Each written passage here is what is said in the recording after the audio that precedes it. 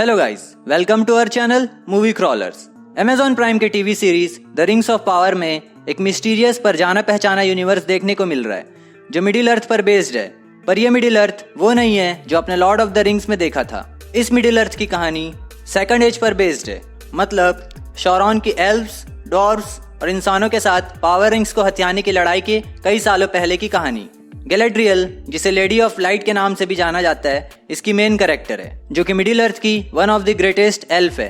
गैलेड्रियल को lady of लॉथलोरियन भी कहा जाता है। ब्यूटी, ब्रिलियंस और स्ट्रेंथ सभी चीजों में सबसे आगे ये मिडिल अर्थ की फाइनेस्ट एल्फ में से एक है। पीटर जैक्सन की trilogy the Lord of the rings में गैलेड्रियल के अपीयरेंस के बारे में तो सभी को पता ही है, पर गैलेड्रियल की बैक स्टोरी के बारे में बहुत कम ही लोगों को पता होगा।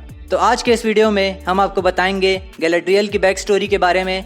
तो बिना देर किए चलिए शुरू करते हैं।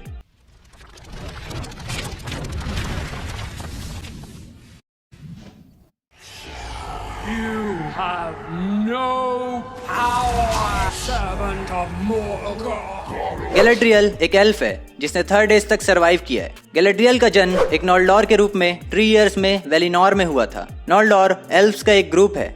गैलेड्रियल के पिता फिनारफिन थे, साथ ही उसके 3 बड़े भाई भी थे, एग्नोर, एंग्रॉड और फिनरॉड।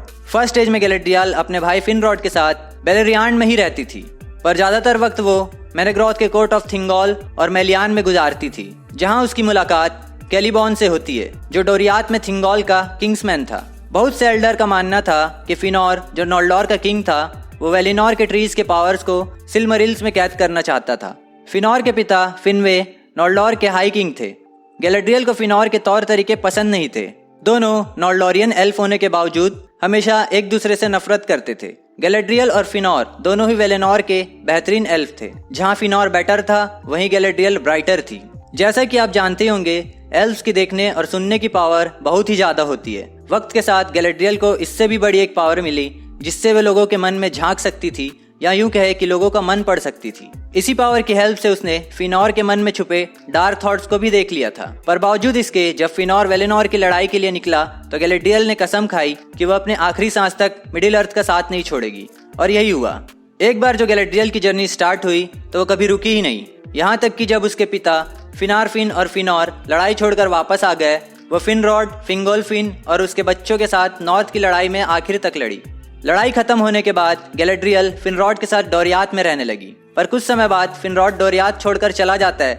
वहीं गैलेड्रियल उसके साथ न जाकर कैलिबॉन के साथ वहीं रुक जाती है। सेकंड एज में एनाटार, लॉर्ड ऑफ गिफ्ट्स, कैलिब्रिम्बोर से जब पावर रिंग्स बनवाने आता है तो गैलेड्रियल को एनाटार पर भरोसा नहीं होता, क्योंकि एनाटोर के रूप में डार्क लॉर्ड शौरॉन कैलिब्रिम्बोर से मिलने आता है। गैलेड्रियल कैलिब्रिम्बोर को उन पावर रिंग्स को छुपाने की सलाह देती है। जब एरिगियन पर अटैक होता है तो एल्फ्स की 3 रिंग में से एक ring नन्या, the ring of water, गैलेड्रियल को दिया जाता है। गैलेड्रियल अपने रिंग का यूज तब तक नहीं करती जब तक शौरॉन 1 रिंग को पहन नहीं लेता, और यहीं से पीटर जैक्सन की trilogy films the Lord of the rings की कहानी स्टार्ट होती है। All shall love me and despair. Peter Jackson की Lord of the Ring movie franchise में केट ब्लांचेट ने गैलेड्रियल का रोल प्ले किया था। इन तीनों मूवीज में वो एक सपोर्टिंग कैरेक्टर के तौर पर दिखाई देती है। लॉर्ड ऑफ द रिंग्स की पहली movie the fellowship of the rings के प्रोलॉग में गैलेड्रियल वॉर ऑफ द रिंग और शौरॉन की शुरुआती हार को डिस्क्राइब करती है, जिसमें यह भी दिखाया जाता है जिन 3 एल्फ्स को रिंग दिया गया उनमें से एक गैलेड्रियल भी थी। जब फ्रोडो और उसके साथी गैलेड्रियल और कैलिबॉन से मिलने आते हैं तब गैलेड्रियल फ्रोडो बैगिंग से टेलीपैथिकली कम्युनिकेट करती है और उसे द मिरर ऑफ गैलेड्रियल तक गाइड करती है। यहाँ फ्रोडो को शौरॉन की विक्ट्री के ग्लिम्स दिखाई देते हैं जब गैलेड्रियल फ्रोडो को इन्फॉर्म करती है कि बोरोमिर फ्रोडो से द 1 रिंग चुराने की कोशिश करेगा, तो फ्रोडो गैलेड्रियल को वो रिंग रखने का ऑफर देता है। पर गैलेड्रियल उस करप्टेड रिंग को नहीं रखती और फ्रोडो को विश्वास दिलाती है कि वो उस 1 रिंग को डिस्ट्रॉय कर सकता है। जब फ्रोडो और उसके साथी लॉथलोरियन से निकलते हैं, गैलेड्रियल और कैलिबॉन सभी मेंबर्स को गिफ्ट देते हैं। गैलेड्रियल फ्रोडो को वायल ऑफ लाइट ऑफर करती है।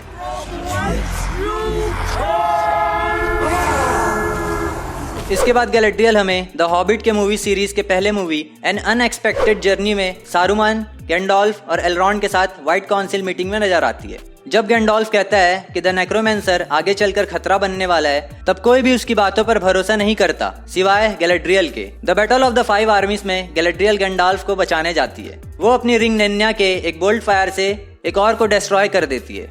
गैलेड्रियल के साथ सारूमान और एलरॉन भी रिंग रेथ से लड़ाई करते हैं, जैसे ही रिंग रैट्स हार जाते हैं, शॉरॉन एमर्ज होता है और नाज़गुल को रिस्टोर करता है। हालांकि सारूमान और एलरॉन्ड डार्क लॉर्ड को देखकर घबरा जाते हैं, पर तभी गैलेड्रियल अपने डार्कर स्पेक्ट्रल फॉर्म में शॉरॉन का सामना करती है। वो नाज़गुल को पल भर में ही हरा देती है और शॉरॉन को नेमलेस, फेसलेस एंड फॉर्मलेस जैसा बेहुदा होने का एहसास दिलाती है। गैलेड्रियल शॉरॉन को हरा देती है और शॉरॉन एक फायरबॉल के रूप में ईस्ट की ओर भाग जाता है।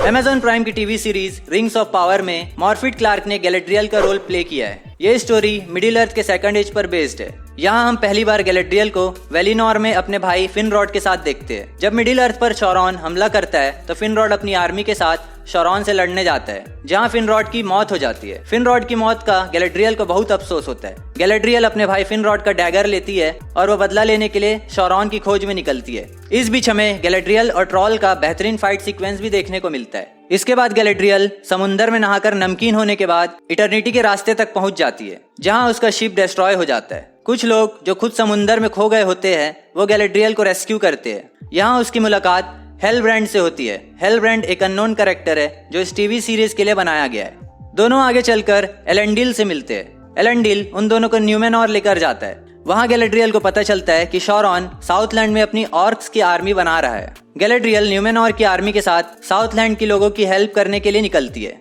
जहाँ एक लंबी लड़ाई के बाद गैलेड्रियल अडार को, जो कि ऑर्क्स का लीडर होता है, उसको पकड़ लेती है। जब गैलेड्रियल अडार से सौरॉन का पता पूछती है तो अडार बताता है कि उसने सौरॉन को मार डाला है। गैलेड्रियल उसकी बातों का विश्वास नहीं करती और जैसे ही वो अडार को मारने वाली होती है, हेलब्रांड आकर उसे बचा लेता है। अडार का एक सर्वेंट सॉर्ड की से डैम को चालू कर देता है, जिससे डैम का सारा पानी ऑर्क्स की बनाए टनल से होते हुए माउंट डूम के अंदर चले जाता है, जिसके कारण माउंट डूम फट जाता है। सभी लोग यह देखकर घबरा जाते हैं। गैलेड्रियल भी माउंट डूम की तरफ देखते रह जाती है और इसी के साथ रिंग्स ऑफ पावर का 6th एपिसोड भी एक क्लिफ हैंगर के साथ खत्म होता है। तो आज का ये वीडियो यहीं खत्म करते हैं। अगर आपको हमारा ये वीडियो पसंद आया हो तो इस वीडियो को लाइक करें और हमारे चैनल को सब्सक्राइब कर बेल आइकन को प्रेस कर ले, जिससे आपको हमारे आने वाले वीडियोस की नोटिफिकेशंस मिल जाएंगी। हम आपके लिए ऐसे ही बेहतरीन वीडियोस लाते रहेंगे। तो मिलते हैं आपसे नेक्स्ट वीडियो में। तब तक के लिए good bye and take care.